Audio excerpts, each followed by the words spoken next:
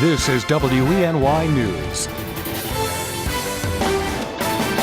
Hello and thanks so much for clicking on the webcast. I'm Ross DiMattei. Here's the latest from WENY News and the Star-Gazette. One of the men accused of killing a Caton woman in September will be back in court today. Michael Beard is charged in connection with the murder of Kelly Stage Clayton, along with Kelly's husband, Thomas Clayton. Back in November, a grand jury indicted Beard on 1 count of first-degree murder and 2 counts of second-degree murder.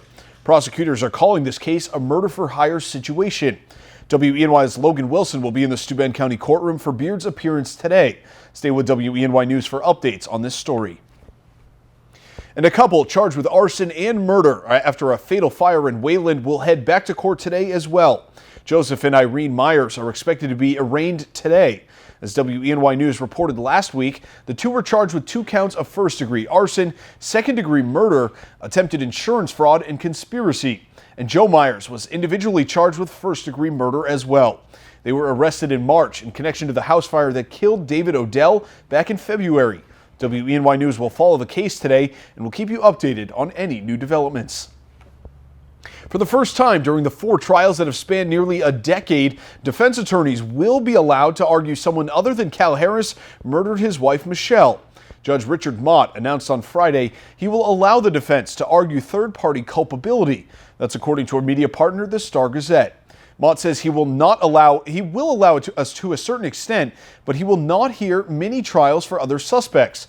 Harris's defense team called 3 witnesses to the stand on Friday. Their testimony implicates 2 Texas men in Michelle's disappearance. Stacey Stewart and Christopher Thomason have refused to testify in the trial, though.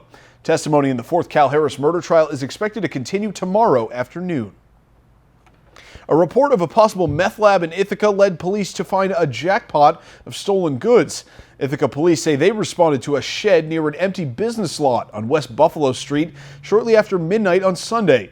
That's when they found multiple components used to make meth and a large amount of goods. Police believe they were stolen from the Ithaca area, and they're now working to get the items back to their owners. No charges have been filed at this time, but if you have any information, please call the Ithaca Police Department.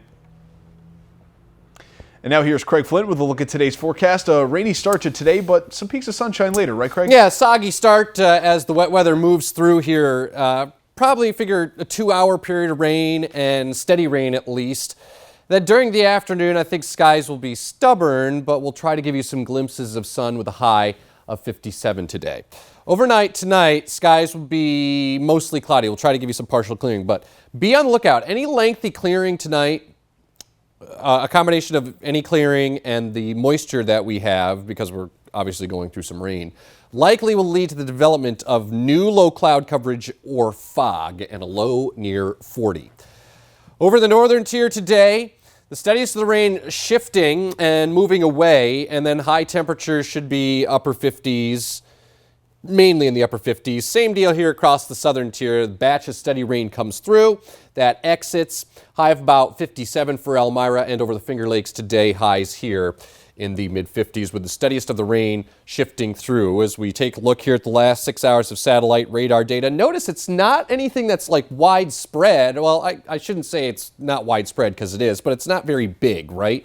So once we get through this little batch of wet weather this morning, we should get into just some low-level cloud coverage, maybe a leftover bit of drizzle or a scattered shower to come through this afternoon. And then what's going to happen is, it doesn't look like much, but you see this right here coming into the upper plain states.